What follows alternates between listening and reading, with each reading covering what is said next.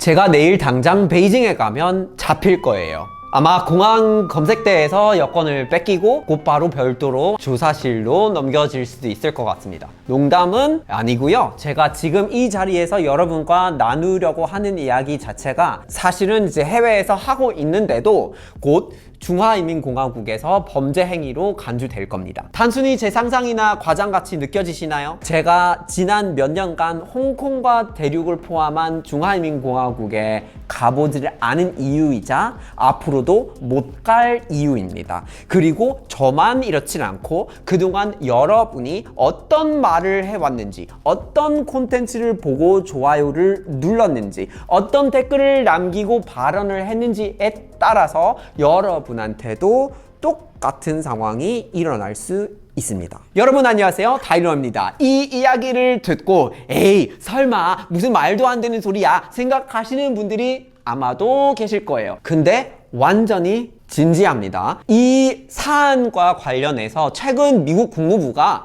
또한 심각한 경고를 특히 이제 해외에 있는 미국 국적자들한테 경고를 냈었고요. 현재 중국 본토에 대해서 2단계 여행주의보, 주의 강화를 내린 상태이고요. 미국 국무부가 콕 집어가지고 경고한 내용이 뭐냐면 중국 당국이 모호한 현지법을 자의적으로 집행해서 외국인들을 공정한 법적 절차 없이 구금하거나 신문할 수 있다는 거예요. 일상적인 비즈니스 데이터나 학술 자료조차 하루아침에 국가 기밀이나 국가 안보 위협으로 둔갑할 수 있는 거겠죠?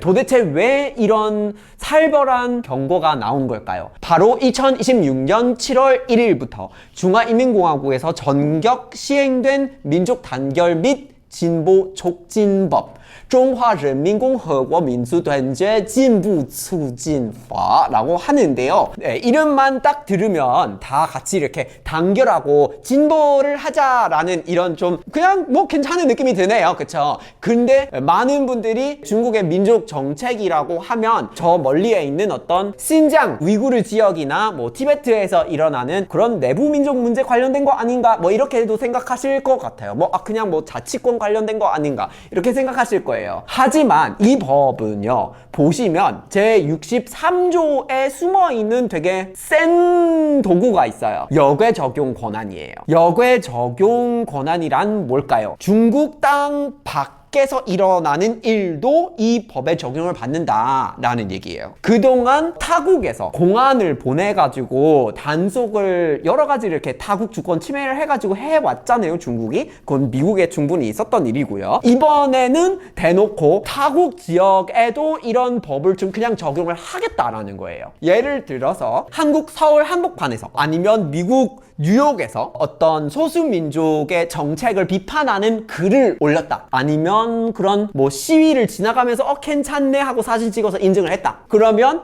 중국 당국이 보기에는 그게 민족 단결을 저해하는 행위다 라고 이렇게 판단을 하는 거겠죠. 그러면 그 사람은 국적을 불문하고 중국 법을 어긴 범죄자가 되는 겁니다. 티베트나 뭐 내몽고, 조선족 자치구에 있는 그런 민족 정체성을 없애려고 자치구 언어학교를 없애고 대체하는 것을 비판한다? 그것도 오케이, 불법. 게다가 여기서 대만이 나라다? 당연히 민족 단결법인데 끝장나는 거예요, 여러분. 학계에서는 이런 거를 두고 초국가적인 억압, 그러니까 transnational repression 이라고 얘기를 하는데, 예전에는 통제라는 게 만리장성 안에서, 그러니까 그 국경 안에서 이루어지는 거였어요. 이제는 인터넷을 통해서 다 연결이 되다 보니까 해외에서 활동하는 학자나 네티즌들이 만약에 중국이나 공산당을 비판을 하게 되면 중국 쪽에서는 그 체제에 대한 위협으로 인식이 되는 거예요. 그래서 아예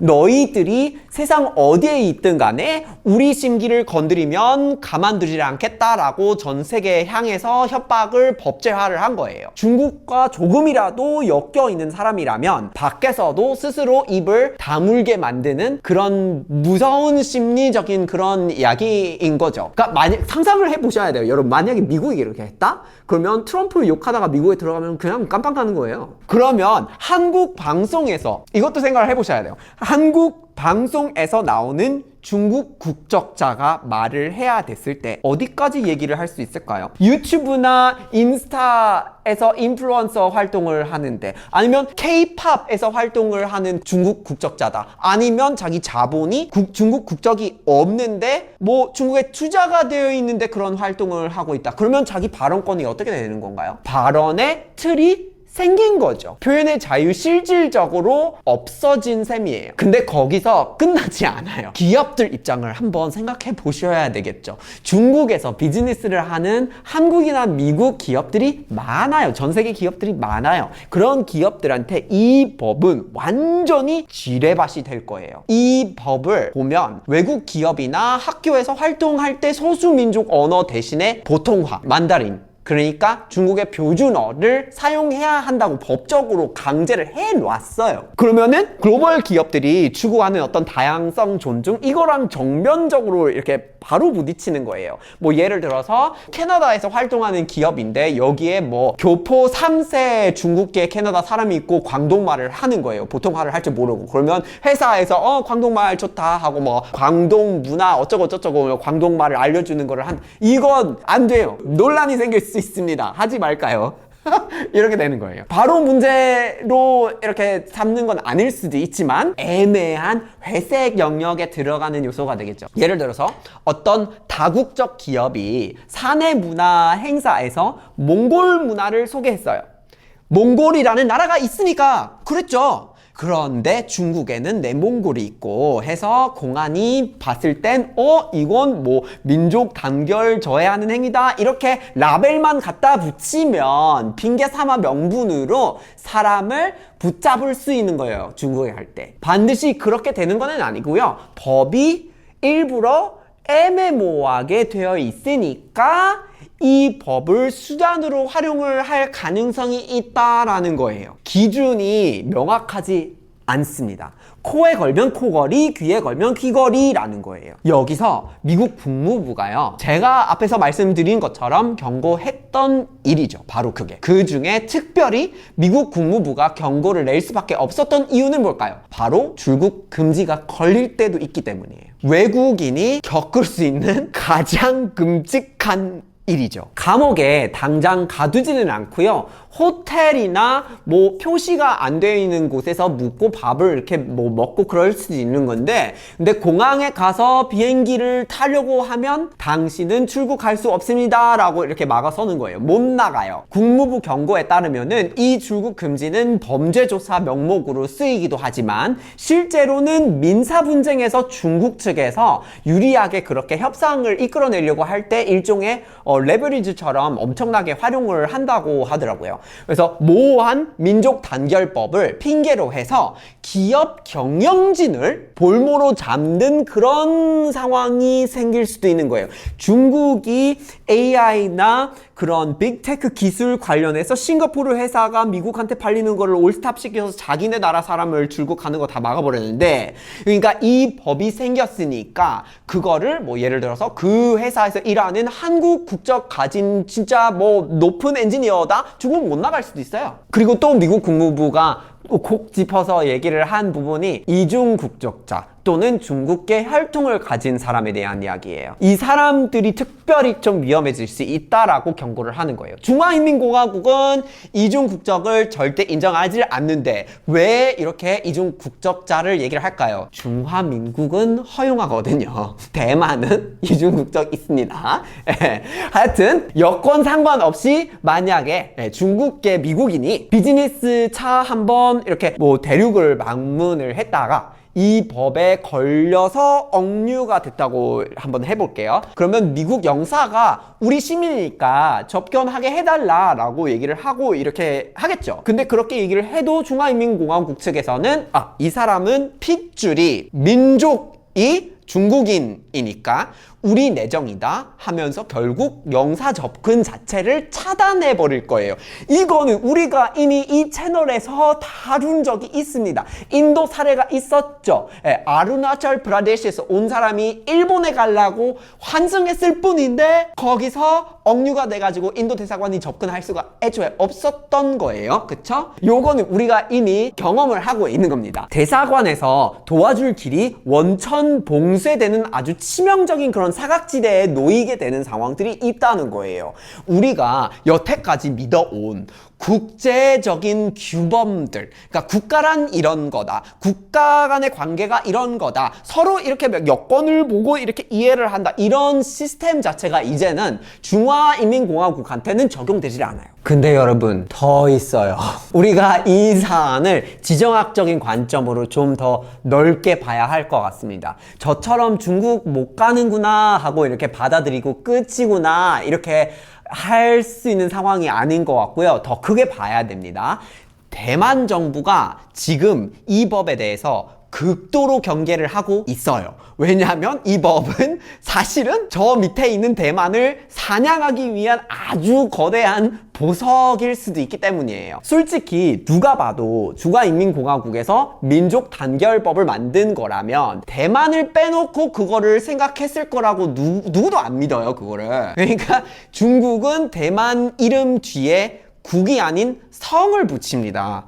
국가로 절대 인정하지 않고요. 안정을 찾아야 하는 이미 내부에 속한 지역으로 보고 있는 겁니다. 그렇다면 대만을 법적으로든 사실상으로 그렇게 돼 있다고 하든 간에 독립성을 조금은 인정을 하고 주장을 하는 사람이면 그러면 이 법에 따르면 무조건 민족 분열주의자로 분류가 되는 거예요. 그런 근거가 있다는 겁니다. 근데 이건 만약에 여러분이 공개적으로 그런 말을 한 적이 없다. 오케이. 근데 어디에 그거를 이메일에 썼거나 암호화되지 않은 메신저에 그거를 썼거나 해킹이 가능한 플랫폼에 올렸거나 아니면 혹여나 소셜미디어에 그런 게시글을 올리는 계정을 팔로우하거나 좋아요를 눌렀거나 여기서 이미 관심 대상으로 분류될 수 있는 법적인 명분이 있어요 라는 거예요. 이겁니다. 반드시 그렇게 될 거라는 거는 아니지만 그렇게 돼도 누가 뭐라고도 못하고 말릴 수 없다 이겁니다. 그리고 이 역외 적용 조항은요, 대만 문제에 들이대면 그림이 되게 명확해져요. 대만에 거주하고 있는 사람들한테도 적용이 된다는 거예요. 그거를 넘어서 미국이나 유럽, 한국에서 거주하는 대만인들, 대만계 사람들,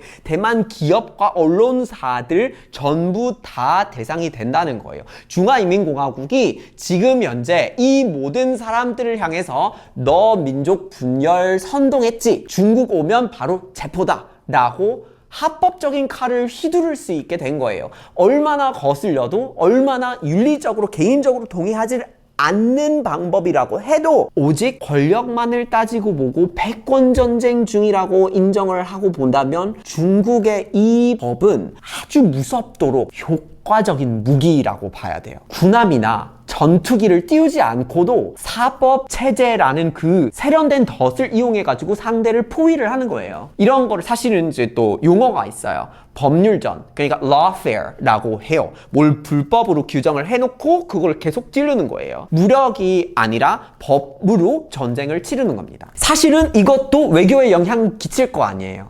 왜냐하면 중국 법으로는 다 이걸 불법으로 해놨는데 그럼 국제관계에서는 상대방의 행동이 우리한테는 그래 비판할 수 있지, 대만 독립적으로 인정하고 싶다, 그래 그렇게 할 수 있지, 그래 뭐 우이구르들의 어떤 권리라든지 이런 거 얘기하고 싶다, 그래 그럴 수 있지, 표현의 자유가 있지, 이렇게 생각을 하고 당연히 그렇게 바라보는데 우리들이 사는 나라들에서는 그런 권리가 보장이 되어 있잖아요. 근데 그 당연하고 보장이 되어 있는 행동이 중국에서 불법 행위고 그걸 이미 그렇게 규정돼서 그렇게 해석해야만 하는 입장이다 그러면은 이 얘기가 나오는 국제적인 이슈, 외교의 판에서 반드시 중국 쪽에서는 문제 삼아야만 하는 구조가 있다. 그러니까 이게 냅둘 수 없다가 된 거예요. 외교판까지 이거 분명히 번질 수 있는 불이 된 거예요. 우리는 보통 보편적인 인권이나 국제법 이런 것들이 거의 신성할 정도로 중요하다라고 생각해왔고 세계화를 거치면서 이건 다들 어느 날 얻게 되겠지